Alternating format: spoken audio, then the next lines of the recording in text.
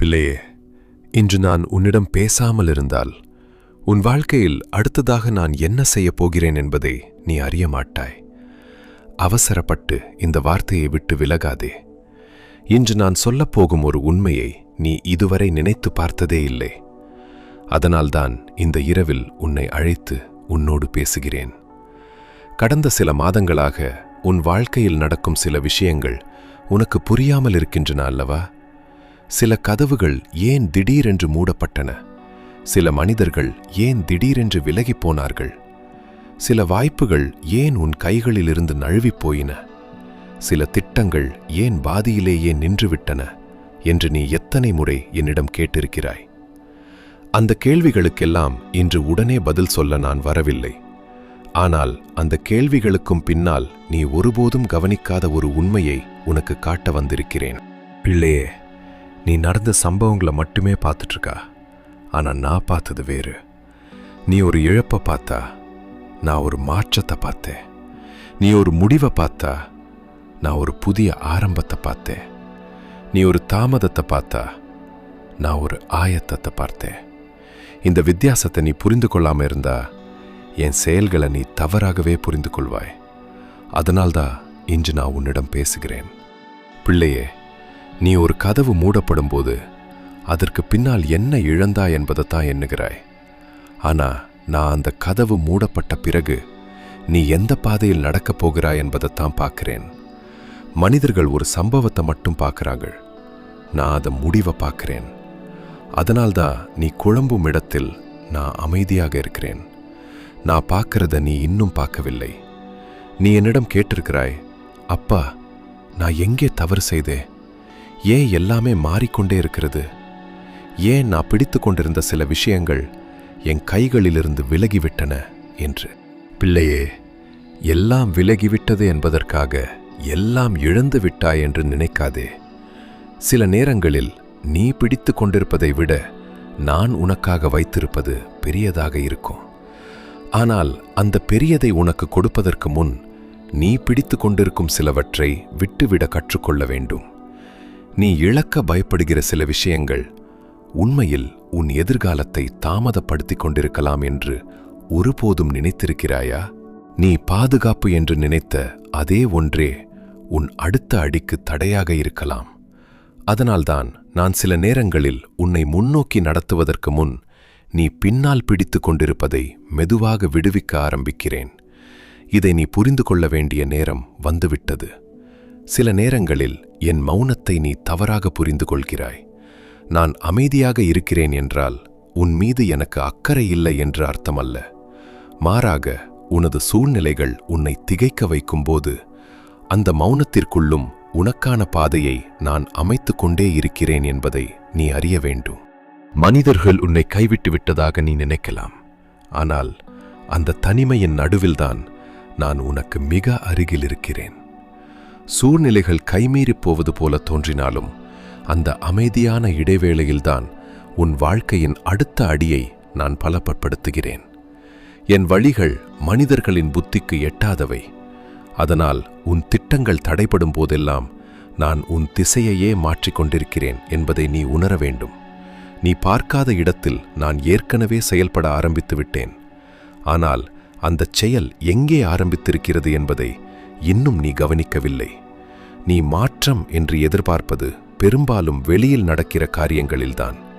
ஆனால் என் செயல்கள் பல நேரங்களில் அமைதியாக ஆரம்பிக்கும்.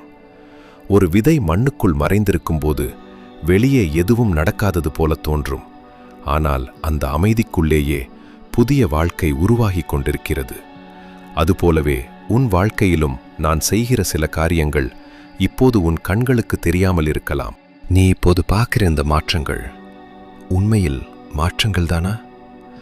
அல்லது நீ இன்னும் கவனிக்காத ஒரு பெரிய செயலின் தொடக்கமா? அந்த கேள்விக்கான பதில் உன் வாழ்க்கையை நீ பார்க்கும் பார்வையையே மாற்றப் போகிறது. நீ பலமுறை என்னிடம், அப்பா, நான் இன்னும் எவ்வளவு நாள் காத்திருக்க வேண்டும் என்று கேட்டிருக்கிறாய். ஆனால் இன்று நான் உன்னிடம் ஒரு கேள்வி கேட்கிறேன். காத்திருப்பதன் நாட்களே நீ எண்ணிக்கொண்டிருக்கிறாயா? அல்லது அந்த நாட்களில் நான் உன்னை எப்படி மாற்றிக் கொண்டிருக்கிறேன் என்பதை கவனிக்கிறாயா? ஏனென்றால் நான் எண்ணுவது காலத்தை அல்ல, உன் வளர்ச்சியை. வேதத்தில் ரூத்தை நினைத்துப்பார்.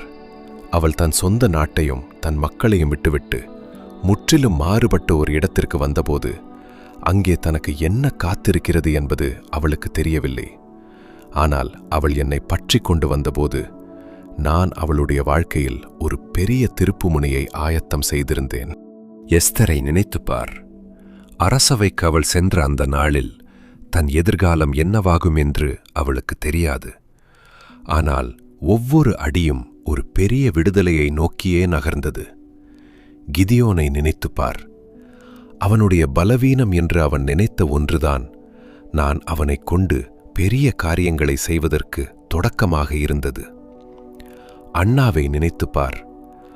ஆலயத்தில் அவள் கழித்த நீண்ட வருடங்களின் காத்திருப்பு வீணாகப் போகவில்லை. அவளுடைய கண்கள்தான் மீட்பரை கண்டன. பிள்ளையே, இன்று உன் வாழ்க்கையிலும் சில மாற்றங்கள் நடந்து கொண்டிருக்கின்றன. அவை அனைத்தும் உனக்கு புரியாமல் இருக்கலாம். ஆனால் ஒரு வீட்டை கட்டுவதற்கு முன் பழைய இடத்தை சுத்தப்படுத்துவது போல, ஒரு விவசாயி புதிய விதையை விதைப்பதற்கு முன் நிலத்தை ஆயத்தப்படுத்துவது போல, சில நேரங்களில் என் செயல்களும் அமைதியாகத்தான் ஆரம்பிக்கும். அதனால்தான் நான் அவசரப்படுவதில்லை. நான் செய்யும் ஒவ்வொரு காரியத்திற்கும் ஒரு நோக்கம் இருக்கிறது. சில நேரங்களில் நீ உடனே பதில் கிடைக்காததால்தான் நான் செயல்படவில்லை என்று முடிவு செய்து விடுகிறாய். ஆனால் ஒரு ஓவியன் தூரிகையை சில நிமிடங்கள் நிறுத்தினாலும் அவன் ஓவியத்தை விட்டுவிட்டான் என்று யாரும் சொல்ல மாட்டார்கள். அதுபோல என் அமைதியும் என் செயலின் ஒரு பகுதிதான். நான் நிறுத்தவில்லை, நான் முழுமைப்படுத்திக் கொண்டிருக்கிறேன். இதை நீ அறியாமல் இருந்தால் உன் வாழ்க்கையில் நடக்கும் ஒவ்வொரு மாற்றத்தையும் இழப்பாகவே நினைத்து கொண்டிருப்பாய். ஆனா இன்று முதல் அந்த பார்வையை மாற்றிக்கொள். ஒவ்வொரு மூடிய கதவையும் பார்த்து கலங்குவதற்கு முன், அப்பா, இந்த மாற்றத்தின் வழியாக என்னை கொண்டு எதை கற்றுக் கொடுக்க விரும்புகிறீர் என்று என்னிடம் கேள். அந்த ஜெபத்தை நான் விரும்புகிறேன். ஏனென்றால் அந்த ஜெபம்தான் உன்னை என்னுடைய சித்தத்திற்கு அருகில் கொண்டு வரும். பிள்ளையே, நான் உன்னை நேசிப்பதால் மட்டுமல்ல, நான் உன்னை அறிவதால் கூட உன்னை வழிநடத்துகிறேன். நீ தயாராக இல்லாத இடத்திற்கு நான் உன்னை ஒருபோதும் தள்ள மாட்டேன். நீ தயாராகும் வரை நான் உன்னோடு நடந்து கொண்டே இருப்பேன். அதனால்தான் சில நேரங்களில் உனக்கு தாமதமாக தோன்றும். ஆனால் என் நேரம் ஒருபோதும் தவறுவதில்லை.